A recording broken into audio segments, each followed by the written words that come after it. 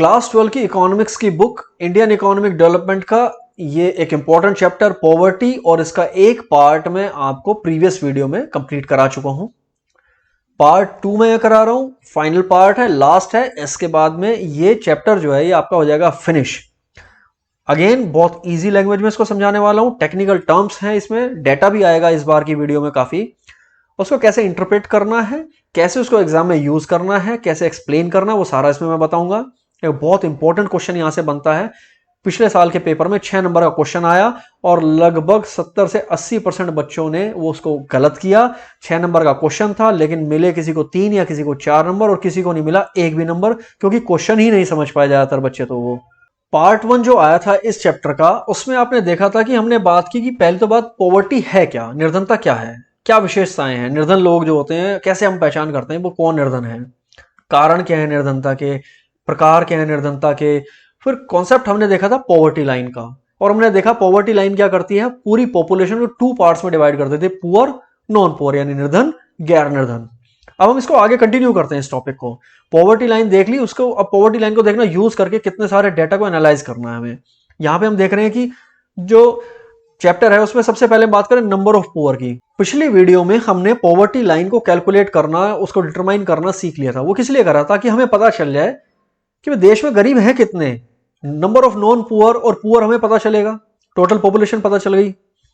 तो यहां number of poor की बात कर रहे हैं और इसका काम करता है प्लानिंग कमीशन या नीति आयोग आज की डेट में, कि भाई टोटल पॉवर्टी इंडिया में कितनी है, नंबर ऑफ पुअर कितने हैं, ये कैलकुलेट करने का काम। तो बात कर रहे हैं हम हेड काउंट रेशो की। हेड काउंट रेशो यानी व्यक्ति गणना अनुपात, कुल कितने व्यक्ति हैं भारत में जो निर्धन हैं, कुल जनसंख्या कितनी है। मान लीजिए जनसंख्या है 10, उसमें 3 लोग गरीब हैं, हेड काउंट रेशो कितना आया हमारा, यहां से पता चल रहा है कि 30% पॉपुलेशन हमारी जो है वो पुअर है। The ratio of number of poor people to the total population, ये क्या कहलाता है, हेड काउंट रेशियो। एक हेड काउंट रेट होता है, वो अलग होता है। हेड काउंट रेट में क्या है, ये टोटल 3 जो लोग गरीब आए, ये हेड काउंट रेट है, और इसको जब पॉपुलेशन से डिवाइड कर दिया तो हेड काउंट रेशियो हो गया ये। अब इसको पता करने के लिए हमने क्या यूज किया, हमने पॉवर्टी लाइन यूज करी। पॉवर्टी लाइन से हमें पता चला कितने लोग हैं जो पॉवर्टी लाइन से बिलो एक्सपेंडिचर कर रहे हैं।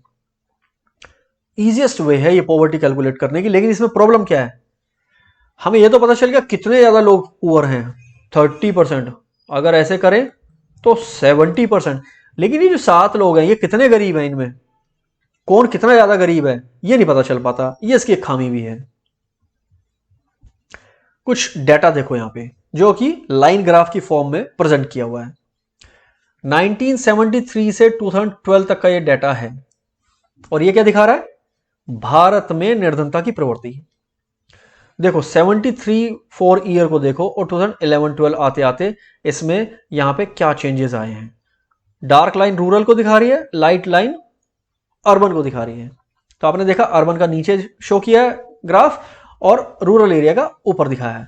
अगर आप देखें तो ये ऐसे नीचे, ये ऐसे ऊपर की तरफ बढ़ रहा है। तो यहां पे आके यानी 90 के दशक में ये थोड़ा गैप कम हुआ, ये गैप फिर बढ़ गया। क्यों, क्योंकि पॉवर्टी जो है, नंबर ऑफ पुअर, गरीबों की कुल संख्या, निर्धनों की कुल संख्या अगर आप देखें तो रूरल एरिया में यहां पे बढ़ गई। और कौन सा साल था ये, 2004-5 का साल था, ये बढ़ गई। तो ये जो गैप था ये गैप भी बढ़ गया। तो शहर और गांव के जो गरीबी के जो आंकड़े हैं उनमें अंतर बढ़ा 2004-5 में, 90 के दशक में घटा था। ये फिर यहां आकर के थोड़ा सा कम हुआ है, यहां ये गैप आके थोड़ा कम हुआ है।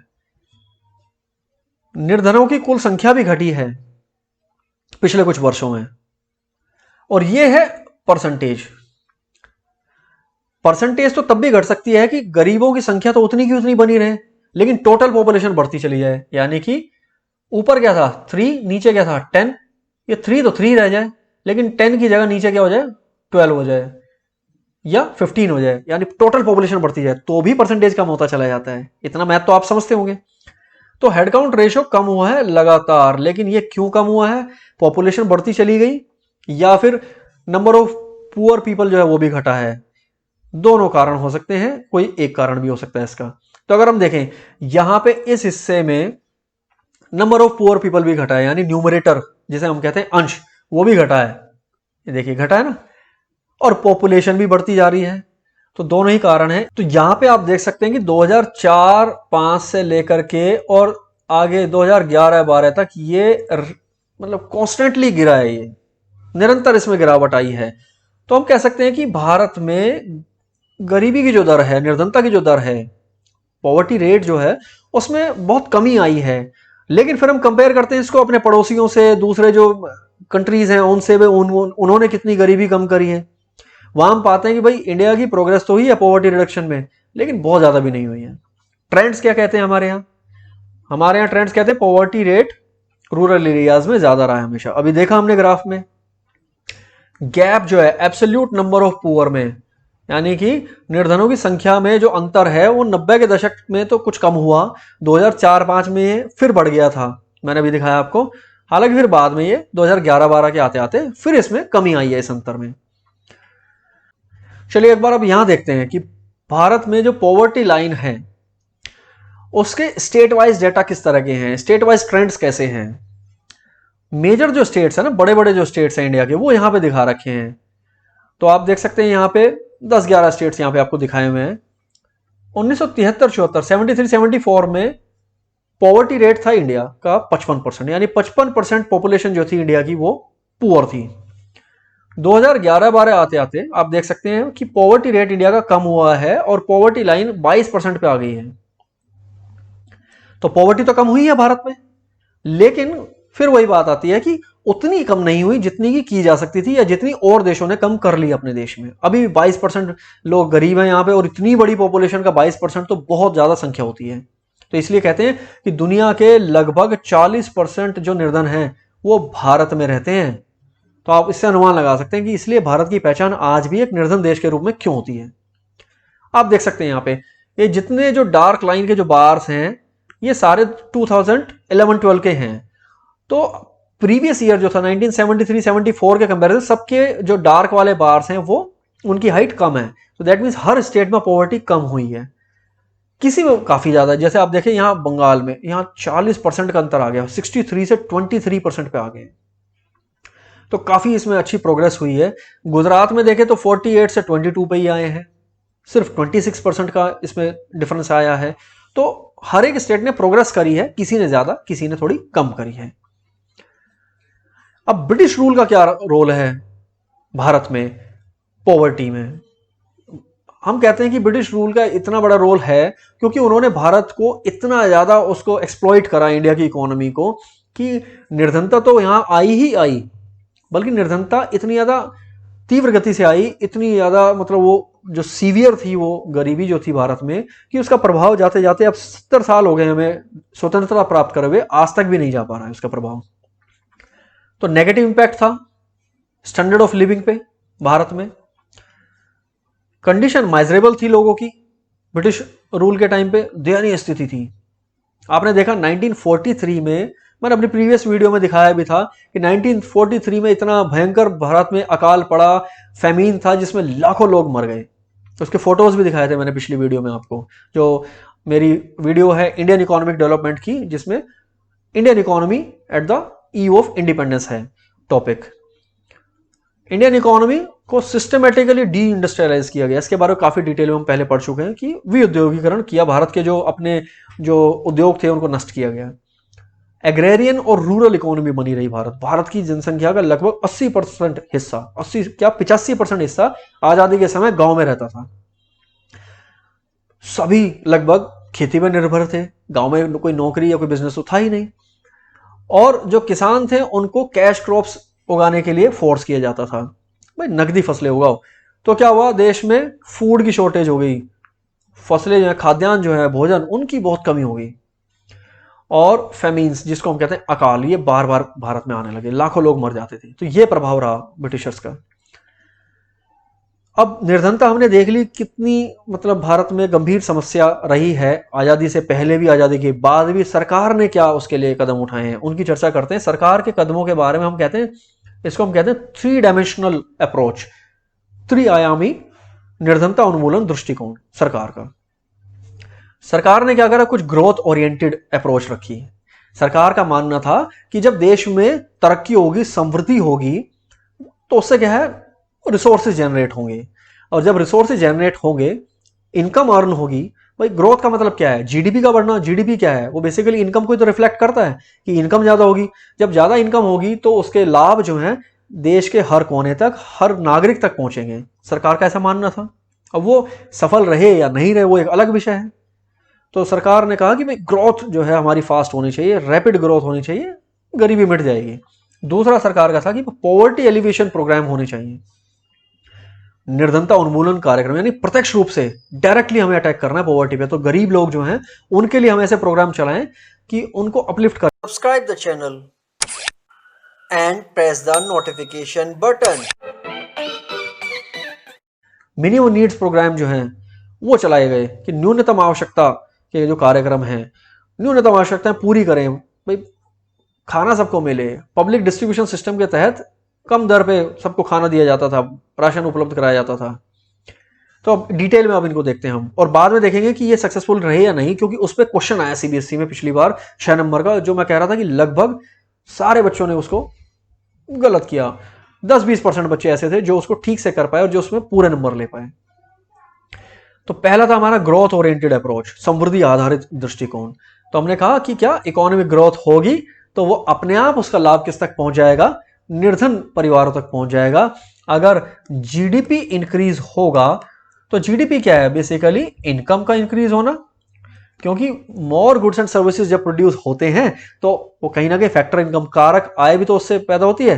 तो इनकम इंक्रीज होगी, इनकम इंक्रीज होगी तो क्या है, बेनिफिट्स जो है जनता के लिए वो ज्यादा होंगे, तो सब तक पहुंचेंगे, और सब तक पहुंचेंगे तो जो गरीब हैं उन तक भी पहुंचेंगे, वे भी निर्धनता से बाहर आ जाएंगे। सेकंड, पॉवर्टी एलिवेशन प्रोग्राम्स चलाए गए, जैसे सेल्फ एम्प्लॉयमेंट प्रोग्राम, रोजगार देने की कोशिश करी, भाई गरीबों को रोजगार दो।